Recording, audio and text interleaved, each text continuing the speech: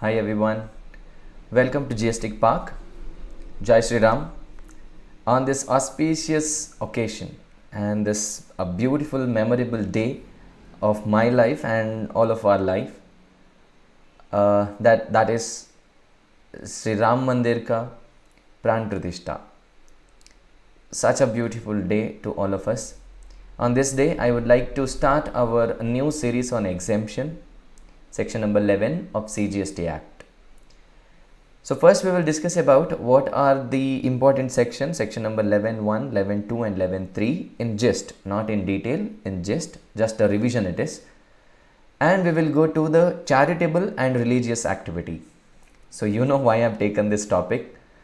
Again, the reason behind taking this topic is Ram Mandir Pran Pratishtha. So today, the exemption chapter में section number 11 that we are discussing, section number 11 subsection 1 क्या है sir इसमें? Section number 11 subsection 1 says that in public interest and the on recommendation of the council, if government may decide to exempt generally which goods or services or both. So what government can do in the interest of the public on the recommendation of the council, they may decide to exempt generally the goods or services or both absolutely or subject to the conditions. So they might absolutely they might exempt some goods or services from the GST leviability or subject to some condition. If you satisfy some conditions, then these goods or services are exempt. And one more point is from whole or from the part of the taxes. So they might wholly exempt the GST or a part of the tax they might exempt it with effect from such date as may be specified in notification. Usually they give the notification for exempting the goods or services. In that notification they will mention, for example, if we get the notification on this day, 22nd January 2024, they might say that tomorrow onwards, 23rd January 2024 onwards, there might be a exemption. So there will be exemption. So this is the effective date of exemption will also be given here.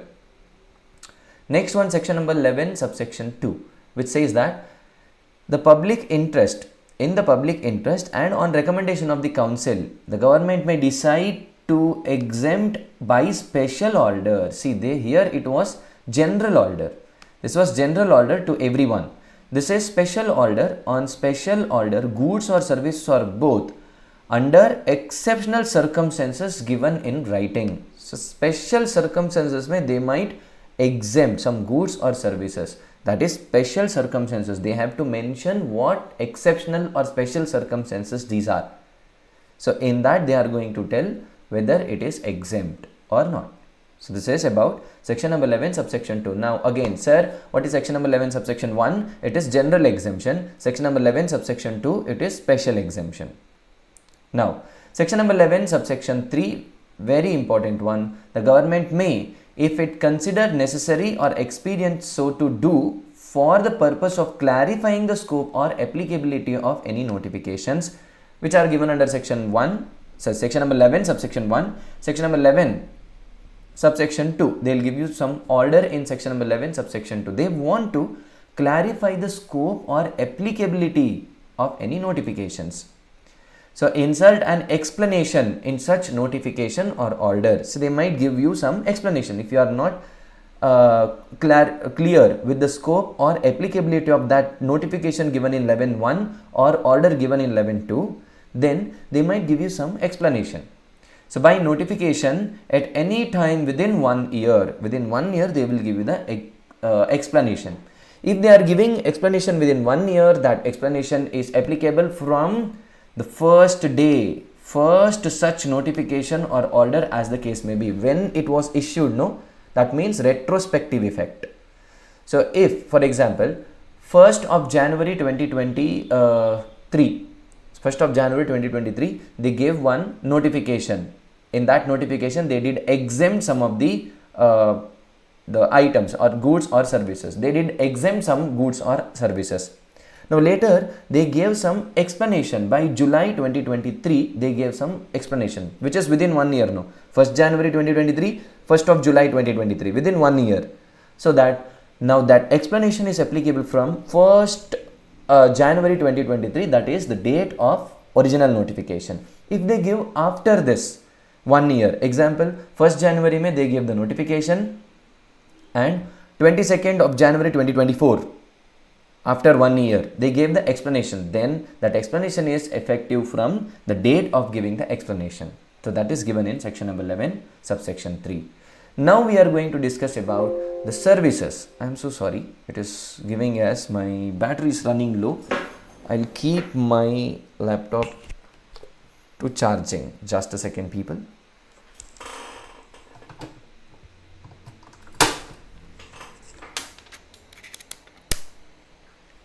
Yes.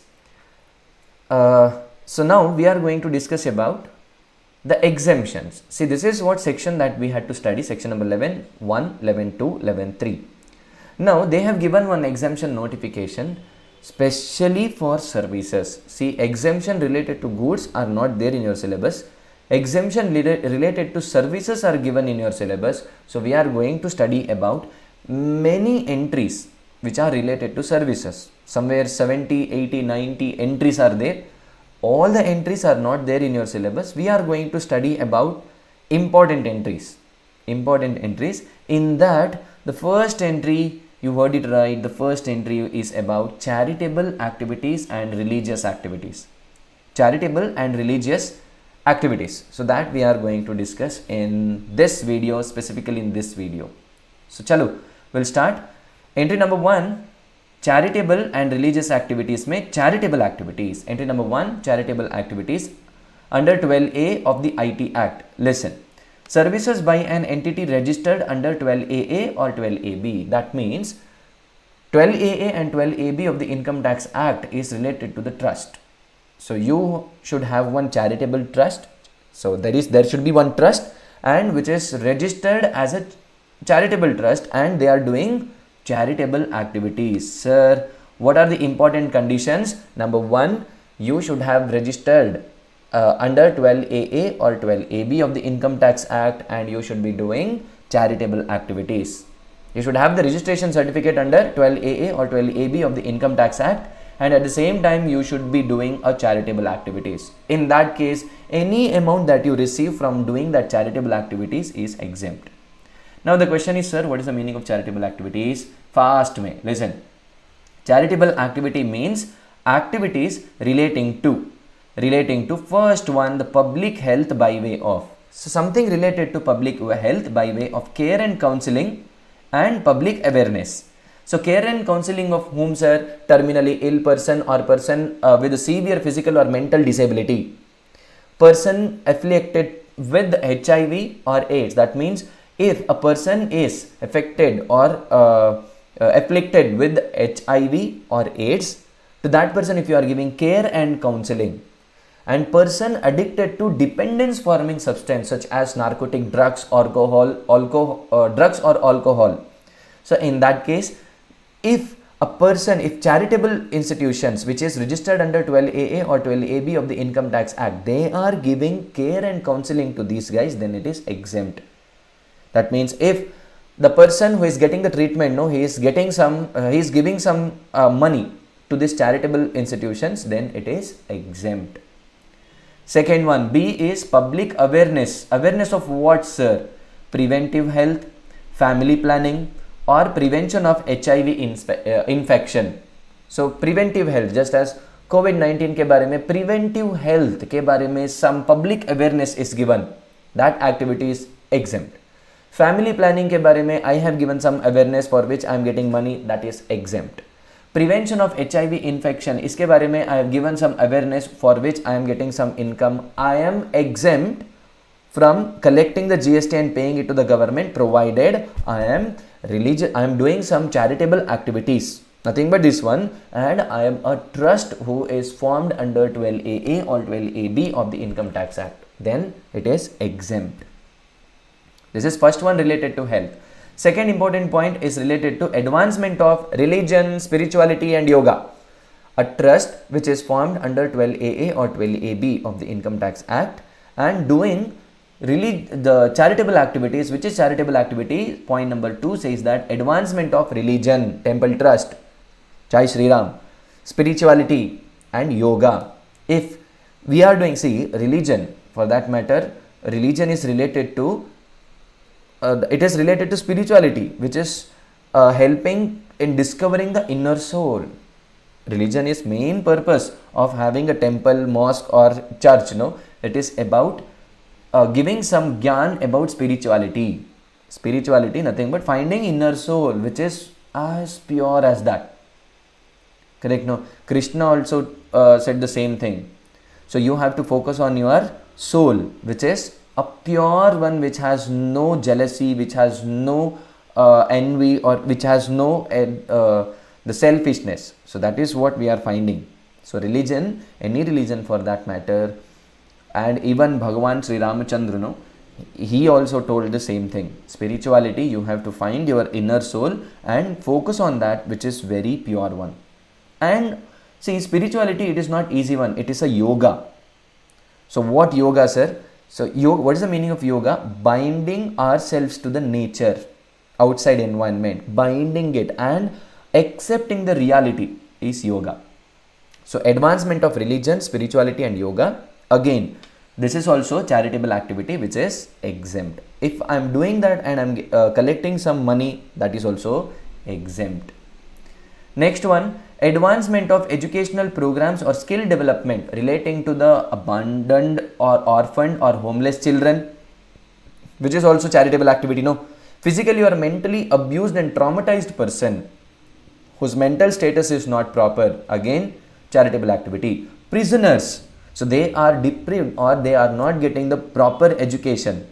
See, once they come out from the prison, no, they will become again, they start again doing some the socially ill activities. For that purpose, we have to give them education. If some charitable institutions are giving these educational services to the prisoners, that is also exempt. Person over the age of 65 years residing in rural area, if to that person, if I am giving any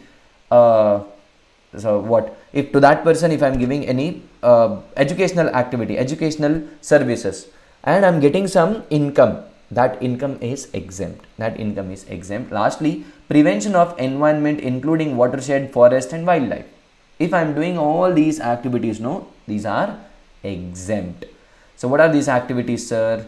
PAAP, PAP activities. P for public health, and A for advancement of religion, spirituality, yoga, and one more A for advancement of educational programs, and this last one is for preservation of environment. So first P is about public health, last P is about preservation of environmental health, and in between that AA, advancement of religion, spirituality, yoga, or advancement of education in case of terminally ill, physically ill, or mentally disturbed, traumatized person, prisoners, or to the age of person over the age of 65 years in rural area, in rural area, in rural area. This you have to remember. These are charitable activities. Remember, if a charitable trust which is registered under 12AA or 12AB, if they are doing these activities, then any income that they receive, no, that is exempt. That is exempt. Okay. Next, there are some of the rules here that we have already discussed in the usual classes. Just to recall, management of educational institution by charitable trust, whether it is exempt, sir. Now charitable trust are doing one educational institutions, so they are collecting money. They are collecting money. These charitable institutions, no, have educational institution, they are collecting money. Whether this is exempt, sir. See, under entry number 1, it is not exempt, but under the educational activities, so that we will be discussing in coming days. So in educational activities, no, there it is exempt, but not here. It is not exempt, sir. But charitable institutions, no, are giving education for traumatized and abandoned children, prisoners. Then it is exempt. Why? Because it is charitable activity that is given somewhere here. No, chalo yahan dekh lo. So here it is exempt. No, correct. If it is giving education to any other person, that is not exempt here. That might be exempt in educational activities. But any services, education, advancement of education is given to these guys, abandoned, physically or mentally abused prisoners, person over the age of 65 years in the rural area, that is exempt. Okay, next one. The meaning of rural area is given and one example is also given, and we also discussed in the classroom, we discussed about these points also. Now we will directly go to hostel accommodation provided by trust, sir. Sir, the trust is giving hostel accommodation, whether it is exempt, sir. So hostel accommodation services provided by the trust to the students, no, it will not fall within the ambit of charitable activities. Remember, nowhere in that 4 PAP point, PAAP may, hostel is not included. No, that's why it is not falling under this. In educational institution, that educational entry, no, exemption of educational entry. So there we will discuss it again. Here it is not exempt in charitable activities. Remember this. And one more point, entry number 60. So this is about services given by specified organization in respect of religious pilgrimage facilitated by the Government of India under bilateral arrangement. Remember, people remember that there are 2 committees. One is KMV VCA, Common Mandal Vikas, what is that? Wait, Nigam Limited, Common Mandal Vikas Nigam Limited here. KMVN, Common Mandal Vikas Nigam Limited. One is common KMVN, the other one is Hajj Committee. If these 2 guys are giving pilgrimage, they are facilitate the pilgrims ke liye, they are giving some religious pilgrimage. What is religious pilgrimage? Tirth Yatra.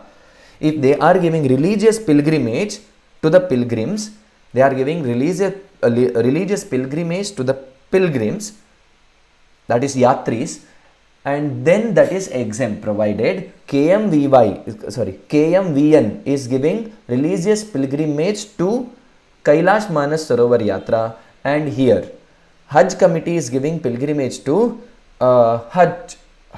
In that case, it is exempt. If they are giving any religious pilgrimage to any other places, that is not exempt, which is not given here. That's why it is not given here. And any services, sir, it can be a medical facility, it can be food, it can be accommodation, it can be beverages or anything, sir. All these receipts are exempt. Again, remember, services provided by KMVN and Hajj Committee to the pilgrims who are going to Kailash Manas Sarovar by KMVN, and Hajj Committee is sending them to Hajj. In that case, it is exempt. Any amount which is received by KMVN or Hajj Committee, it is exempt. I hope this is also clear. Next one, arranging yoga and meditation camp. Some the doubts, sir. Arranging yoga and meditation camp by charitable trust, whether it is exempt, sir? Yes, it is exempt. So I have a charitable trust which is registered under 12AA or 12AB of the Income Tax Act. I am registered under 12AA or 12AB and I am giving yoga or meditation camp, and you are joining that yoga or meditation camp. You are paying 1200 rupees. Sir, whether this 1200 pay I have to collect GST? No, I am not supposed to collect GST. Sir, I am giving, so now this charitable trust, no, I am giving you the accommodation, food also for this yoga camp. Even then, accommodation and food which is given to you, no, that is also exempt, provided yoga and meditation is principal supply. If principal supply, then if principal supply is exempt, then any ancillary activity, no, that is also exempt. That you remember, correct? No. Next one, the hospital managed by charitable trust. Again the same thing, sir. Hospital managed by charitable trust, no, if they are giving healthcare services related to those which are specified in PAP, P, first one, public health. So there, if it is given there, then it is exempt under entry number 1. Otherwise, it is not exempt under entry number 1, but it is exempt under healthcare services. That we will study in entry number 74. Coming days, we will study about that 74. I hope this is also clear.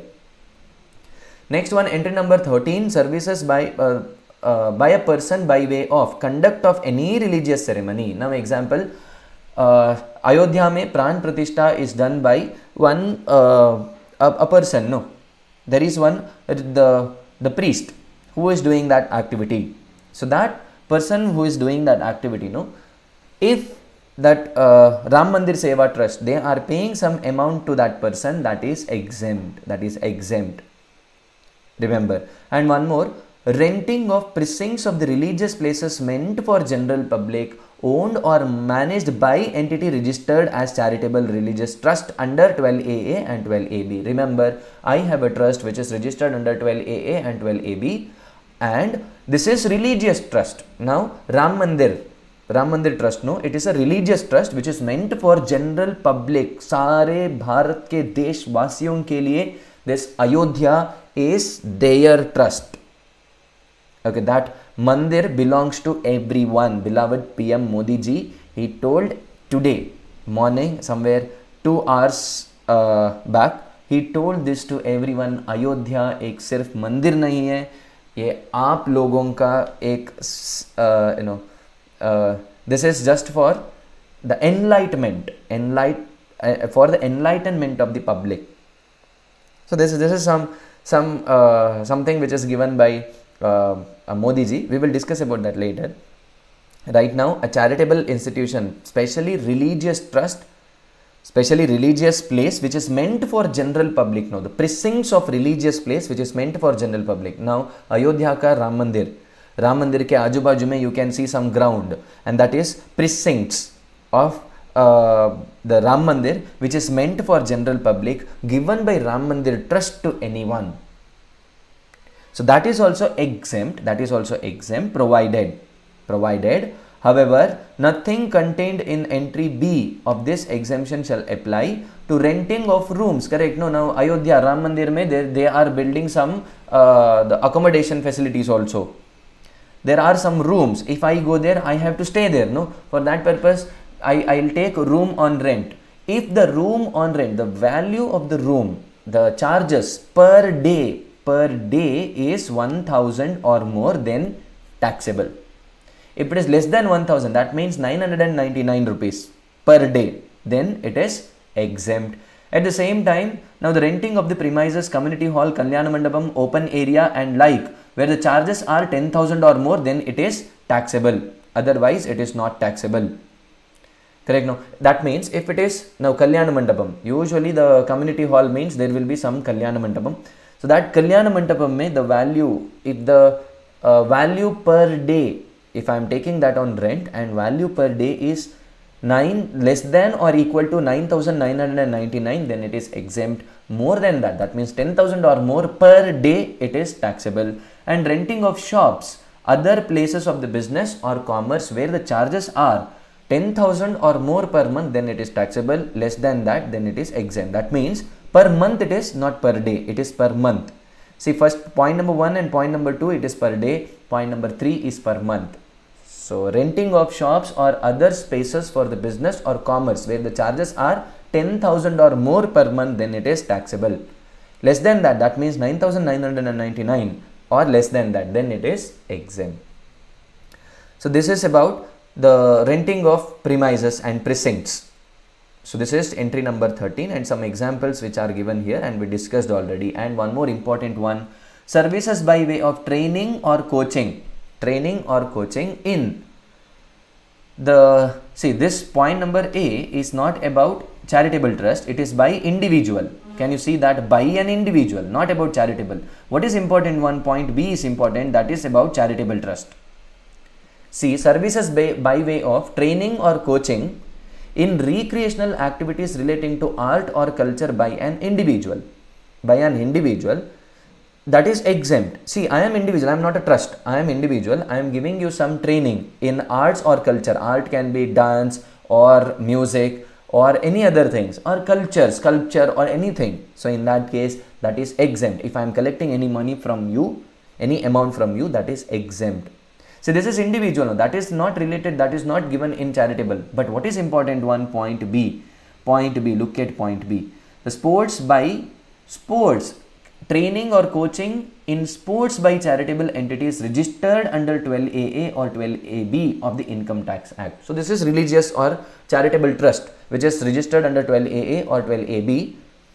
The charitable entities registered under 12AA and 12AB, they are giving any services of training or coaching in sports, Baba, sports. training or coaching in sports. Can you see that? Sports by charitable entities. So in that case, that is exempt. Any amount which is collected by charitable trust from a person for giving training or coaching in sports, that is exempt. They are not talking about arts and culture for charitable institutions. Remember this. And the definition of recreational activities, I already told you, namely dance, music, painting, sculpture, making, literary activities, theater, etc. Any school or tradition or language or any of other sports. So that is, all these things are included here. So this is about the important one. I think one more point which was very important one that we are missing here. Kahan gaya wo? Where is it? Okay, there is one more point which is missing, but you just remember that if a charitable entity which is registered under 12AA or 12AB, if they are giving services by way of old age home to those who are resident in India and their age is greater than or equal to 60 years, and per person the amount charged is less than or equal to 25,000, then it is exempt. Up to 25,000 is exempt. See, what are the important conditions? Number 1, charitable trust which is registered under 12AA or 12AB of the Income Tax Act. If they are giving old age home facilities to those who are resident in India and their age is less than or greater than or equal to 60 years and per person charge is up to 25,000, then it is exempt. And one more thing, remember, if old age home is run by central government or state government, then also it is exempt if the charge which is charged by that old age home per person is less than or equal to 25,000. So that is not given here, that we will discuss in later part. Government activities we will discuss it again, but here remember 5 conditions about old age home. So if a charitable institution which is registered under 12AA or 12AB of the Income Tax Act, they are running old age home for the residents whose age is greater than or equal to 60 years and per person they are charging 25,000 or less, then it is exempt. I hope you understood this charitable and religious activities. It is exempt. Why? Because India is specially meant for these kind of charitable activities. We know we always have some the soft heart. So we are soft hearted people. Why? Because we always look at others. And today I just wanted to make this video or start this exemption ka series today because Shri Ramachandra, so Bhagavan Shri Ramachandra, his whole life is meant for it is giving a meaning to the sacrifice. He gave actual meanings to the sacrifice. When Kaikeyi, she told to Dasharath that you have to send Shri Ramachandra to Ayodhya because she doesn't wanted, she was not interested to see Ram as a person, as the king. She wanted to make her son as the king of this Ayodhya. So, and without a second thought, Ram went to the jungle. He accepted that vanvas. That is a kind of sacrifice. And he always gave respect to his father, and he gave very much importance to the citizens or to the people of his kingdom. So that he gave, and for 500 years, he had no proper place.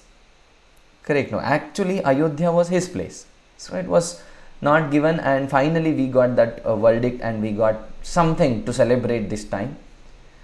Finally Bhagavan Sri Ram is in that place where he is meant to be. Ayodhya जाएंगे, आज नहीं तो कल ज़रूर जाएंगे. And which is more important to me is some wordings which are given, the speech which is given by our beloved Narendra Modi ji. I am going to play that. You just listen to that.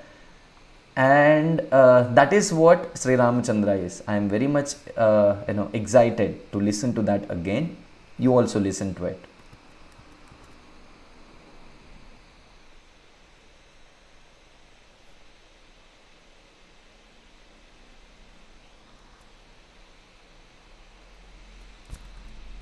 I don't know why it is not playing. Wait a second, people.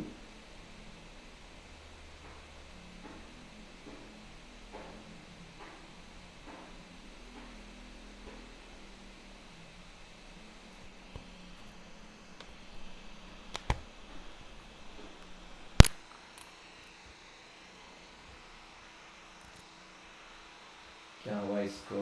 Wait. ये मंदिर मात्र एक देव मंदिर नहीं है, ये भारत की दृष्टि का, भारत के दर्शन का, भारत के दिग्दर्शन का मंदिर। ये राम के रूप में राष्ट्र चेतना का मंदिर है।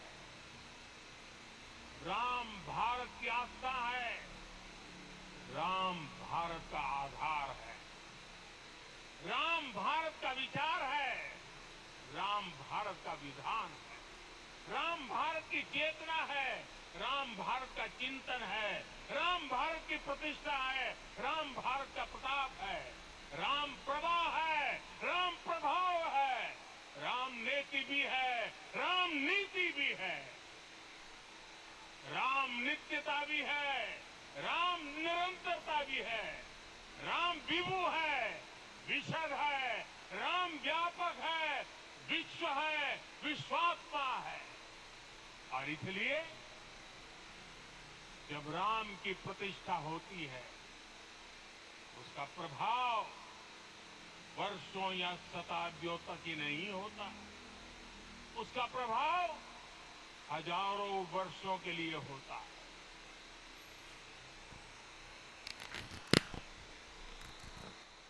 Yeah, that was about that statement which is made by Modi, no? Just like the goosebumps here. Anyways, people being said that, keep revising, people. That's all for today's video, this video, and we will discuss more about the exemption in coming videos. And I keep putting some videos in the channel. Follow that, listen to it, and keep revising. I hope you are enjoying all these things. We'll meet in next class. Until then, keep studying, keep growing. Love you all, people. Bye.